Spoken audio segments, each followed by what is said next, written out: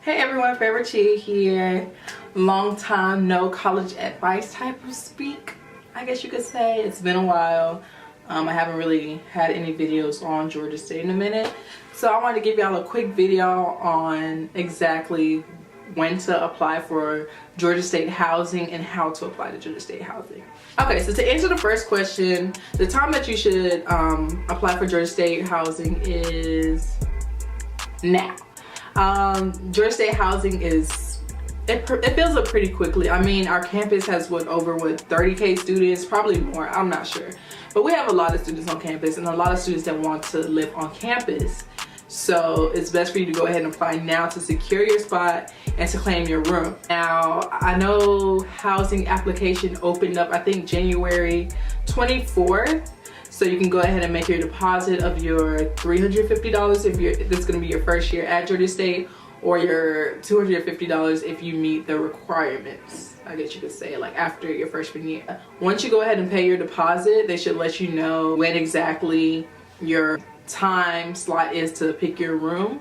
So just like write that down somewhere because you're going to need it. When you're applying for your housing and everything, be sure to go ahead and figure out what room you may consider living in.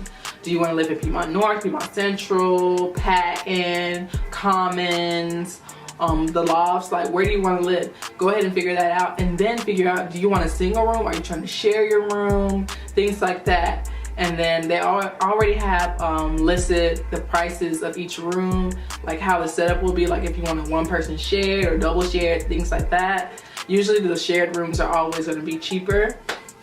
But yeah, go ahead and figure that type of stuff out so that when it's time for you to choose your room, you're just good to go. You already know what you want, so you can just go ahead and go for it. Housing does fill up quickly. So as soon as you know your time, let's say your time is 9 a.m. on May 5th. I don't know, I just made it up. Be sure to log in around 9 a.m. because once your time slot is gone, it's gone. And you're going to have to wait until, I don't know how long, until you can apply again. And by then, maybe the spot that you wanted is going to be gone. Also, when applying for housing, I know they have this like questionnaire type thing. And they're going to ask you, what's your first option of like place you want to live? What's your second option? What's your third? I personally, for the first and second one, would pick like what room you want to have the most. Now, the reason why I would do that for my first two is because you're going to more likely be able to get it. Let's say, oh, number one, I want to go to Piedmont North, and number two, I wouldn't mind staying in Patton.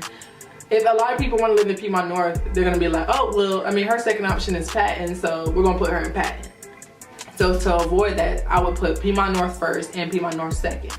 Same thing, even if you don't put like a specific dorm, if they say, oh, single shared first, single shared second, or you know, double shared first or double shared second, that way you're going to be more likely to get the room that you would want.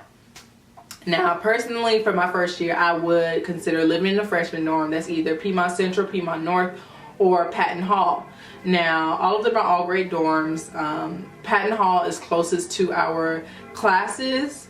However, I feel like if you want a more homey experience, I feel like Piedmont North is the best. But then Piedmont Central is like the central location for everything. So I feel like that's a great dorm as well.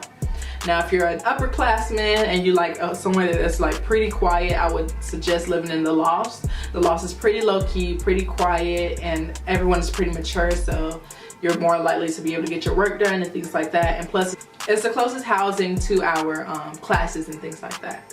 Now, Commons is just like pretty common. Like everyone after your freshman year usually comes and lives here. It can be pretty rowdy at times. I mean, you know, things go on here. It can be pretty noisy, but at the same time, we do have floors and things that aren't as noisy. So, I mean, you could live here too. It's a pretty cool dorm, and there's a lot of people here too, and you can meet new people and things like that. So I feel like this is just the next step after living in a freshman dorm. But if you want a mature place, I would suggest living in university lofts. If you're paying for a room in a freshman dorm, just know that in that same amount that you're paying, you're also paying for your meal plan. You cannot have a room in one of the freshman dorms without having a meal plan. They come together, so that's always a plus. Even if you're an upperclassman and you really want a meal plan and you wouldn't mind living in a freshman dorm, you can go for it. Piedmont North, I know, out of all of them at least, has a good amount of upperclassmen as well. But I mean, no one's gonna kick you out, no one's gonna say anything. If I want to live in Piedmont North, I can go and live in Piedmont North right now. So yeah, keep that in mind. If you want a meal plan, that's the cheapest route to go. But you can also live in commons or live in lofts and have a meal plan, but it's gonna be pretty pricey. Also, there is like a gender inclusion type of check thing on the application for housing. If you do check this, that means you wouldn't mind rooming with a guy, vice versa. A guy wouldn't mind rooming with a girl. If you're comfortable with that, go ahead and sign up. But hopefully you kind of have an idea of who you would like to room with.